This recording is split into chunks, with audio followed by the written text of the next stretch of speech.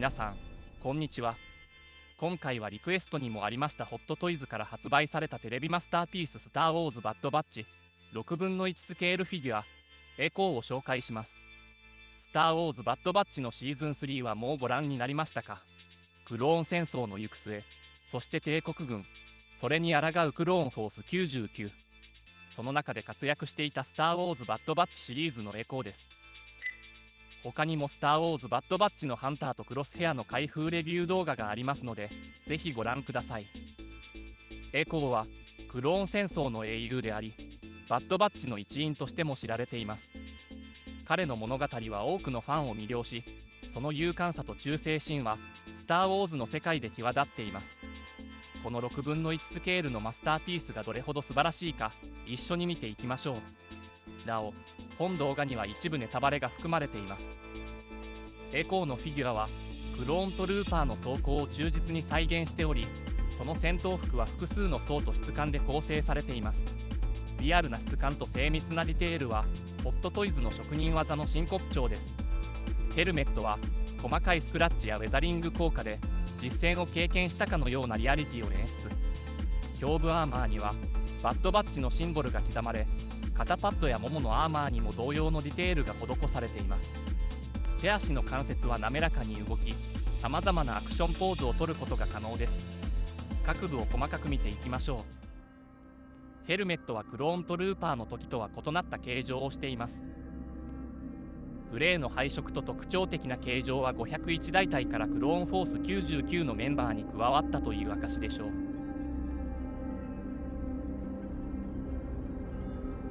特徴的な T 字型のバイザーから一文字になってます。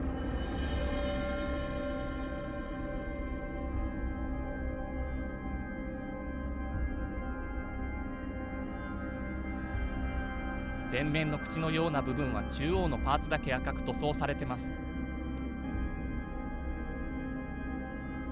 顎の部分の形状はフェーズ2を継承しているようです。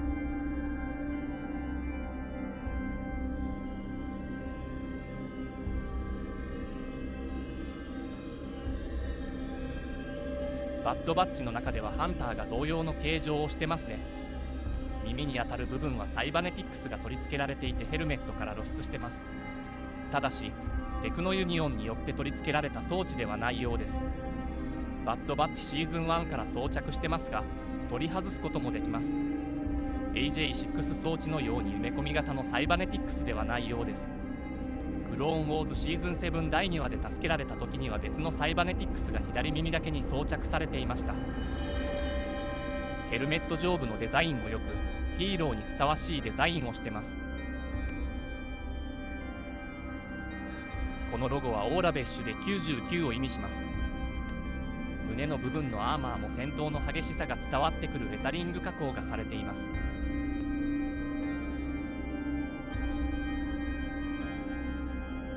左胸にはバッドバッチのロゴが刻印されています。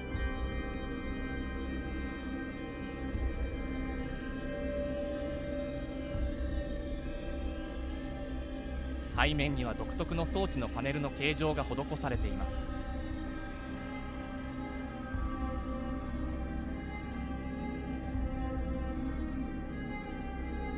腕は赤のラインが塗装されています。片当ては装甲としての機能と機動性を損なわない形状になっています。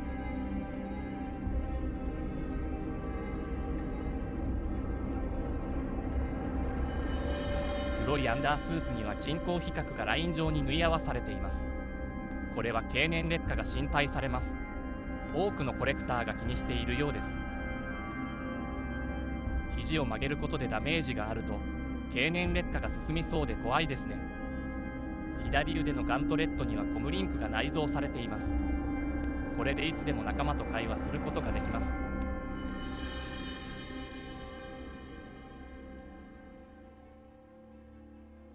標準でついているハンドパーツはいつもの少し開いた手です。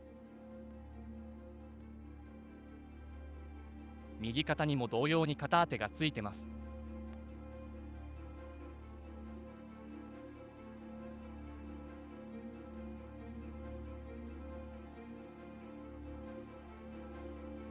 しかし左腕と違い右腕はテクノユニオンによってサイバネティクスに改造されています。関節からサイバネティクスが装着されています。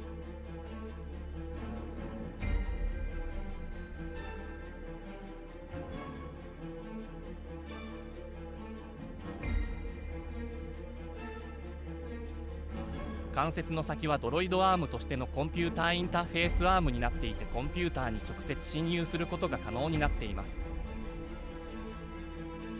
R2D2 のようなドロイドがいなくても戦術的に有利に展開することができます。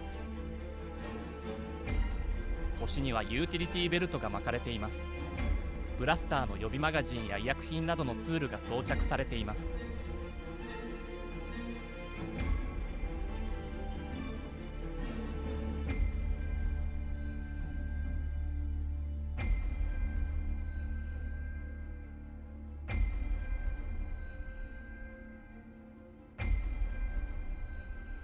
背面には筒状のキャニスター型サーマルデトネーターが装着されています。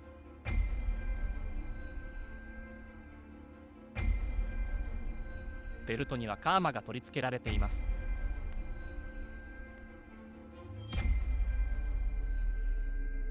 柔軟性があり機動的です。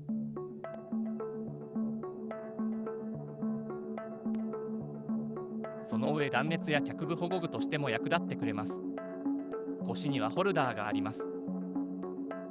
DC-17 ブラスターピストルを装着することができます。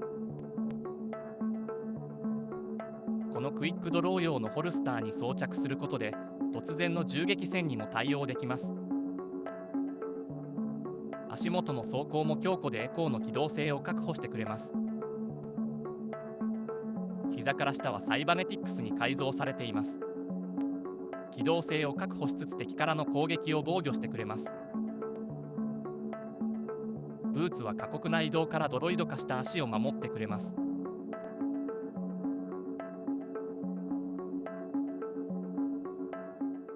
次はアイテムの紹介です。エコーには特別なバックパックが用意されています。バックパックの上部には2つの差し込み穴があります。穴の形状に従って付属のアンテナを差し込みます。穴の形状が異なるので間違って差し込むことはありません。背中には磁石で設置することができます。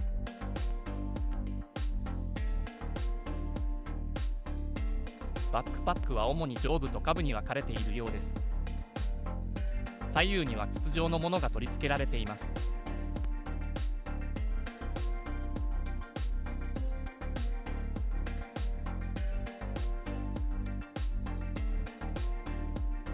バックパックの上の部分には腕の走行同様に赤いラインが塗装されています。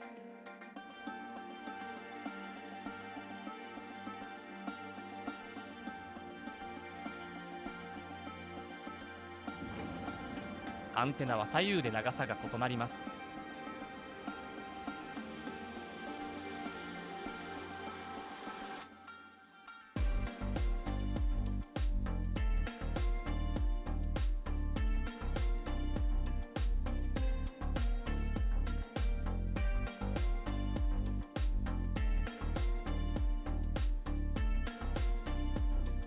赤と青の装置が印象的です。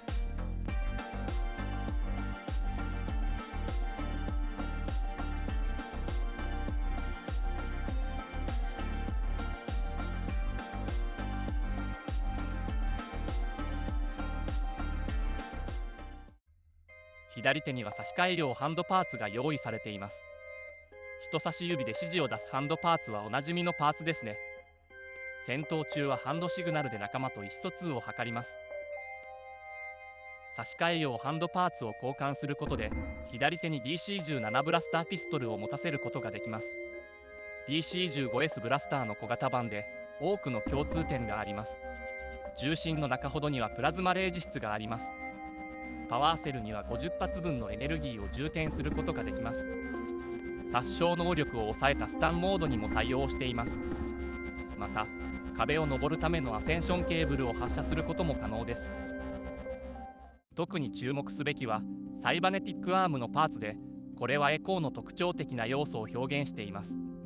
右腕のコンピューターインターフェースアームは取り外して、付属の差し替え用右前腕部パーツに交換することができます。まずはマニピュレーターアームに交換します。アーム本体から複数の細い腕が伸び出ています。このアーム本体の部分は C3PO などのドロイドの腕のデザインに似ています。それぞれの細い腕は何に使用するためのものか興味が湧きますね。何か緻密な作業をこれでできるのでしょうか。細い腕のうちの一つにはスコープのようなものがついてます。アーム本体の先端には2つの穴があります。それでは次のパーツに交換します。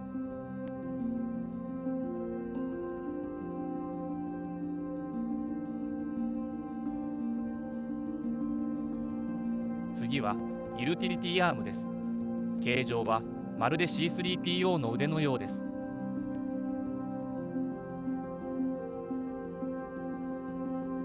少し意味ありげな手の表情があります。手のひらも C3PO そのもののようです。手の甲も同じく C3PO のデザインと同じように見えます。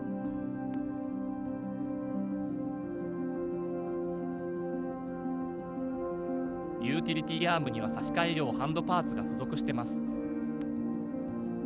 これで DC-17 ブラスターピストルを持たせることができます。手首の関節の可動はあまり自由には曲がりません。腕の部分はマニピュレーターアームとも似ていますね。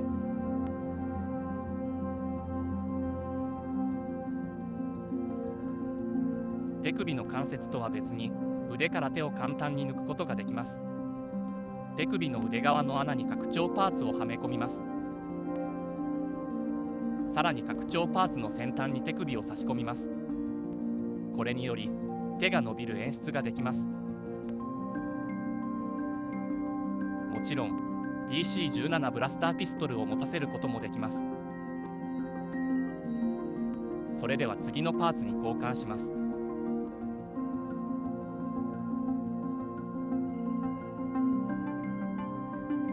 次はジャックハンマーアームです。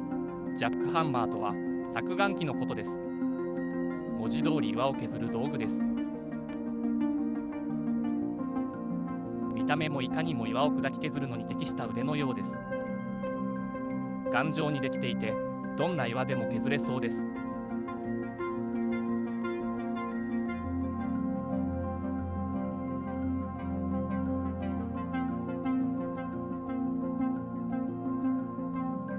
先端部分は手で引くことにより伸ばすことができます。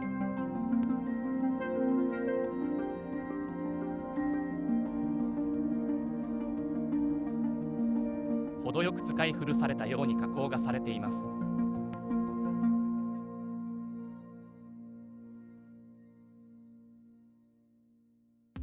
それでは次に最後のパーツに交換します。次は補足用アームです。ジャックハンマーより大きいパーツです。先に関節のあるアームがついてます。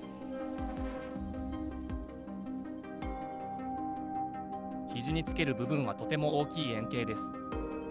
配色もグレーに赤いラインで、腕にある赤いラインと同様のデザインになっています。先端の関節は根元から開くことができます。中央部分の関節は内側に曲げることができます。先端の部分もさらに内側に巻き込むように曲げることができます。先端部分は取り外すことができます。そこに拡張パーツを取り付けることができます。先ほど外した先端部分を拡張パーツの先に取り付けることができます。近寄りがたいものであっても、これなら遠くから補足することが可能ですね。これらのパーツを使ってエコーのフィギュアをよりリアルに、そして劇的に展示することができるでしょう。しかしこの動画の公開時点でのエピソードでは、この付属の差し替え用右前腕部パーツを確認できませんでした。ヘルメットを取り外し、ネックカバーを取り外すことでエコーの素顔パーツと交換することができます。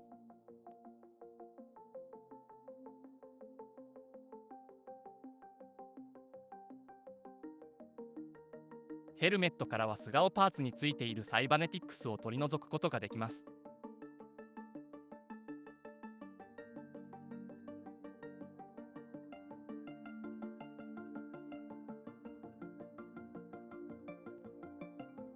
素顔パーツはどこの角度から見てもリアルです。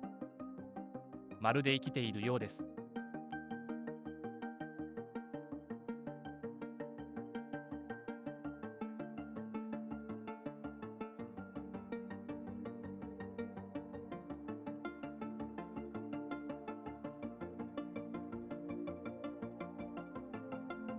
その瞳は何を見ているのでしょうか。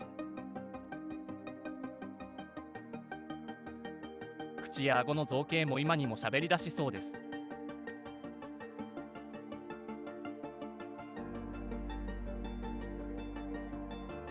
サイバネティックス部分もヘルメット同様の造形が施されています。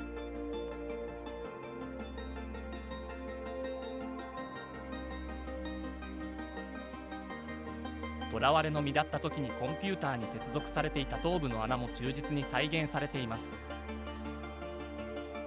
真剣な表情はアニメのエコーより男前に見えます。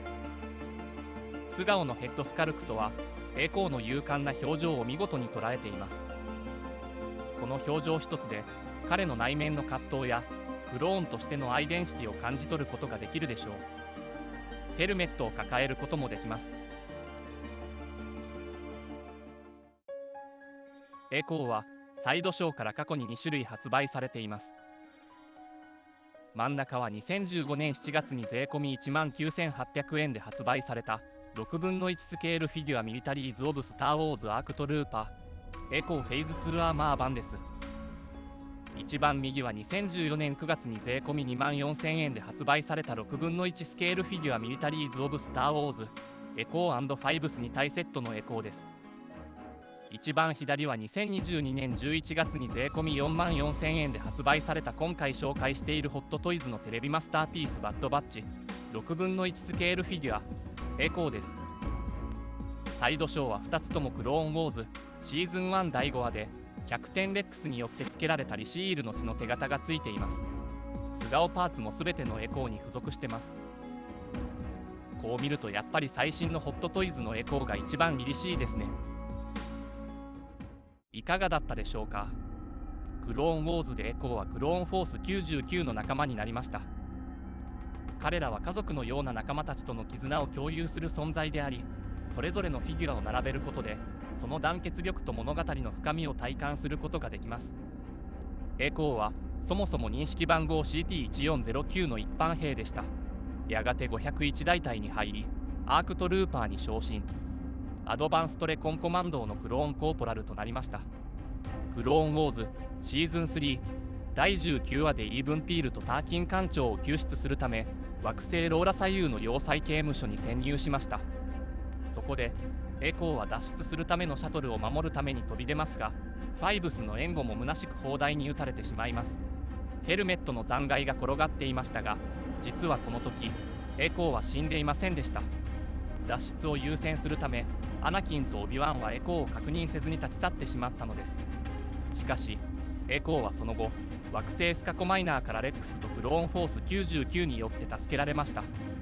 体中に埋め込まれたサイバネティックスのせいで自らを異端児と感じたエコーは同じく異端児の集団であるクローンフォース99へと合流しました。エコーの居心地の良い場所を見つけ、彼らと冒険の旅に出かけるのです。エコーの魅力が伝わったという方はチャンネル登録・高評価をよろしくお願いいたします。リクエストやコメントなどもお待ちしております。最後までご視聴ありがとうございました。フォースと共にあらんことを。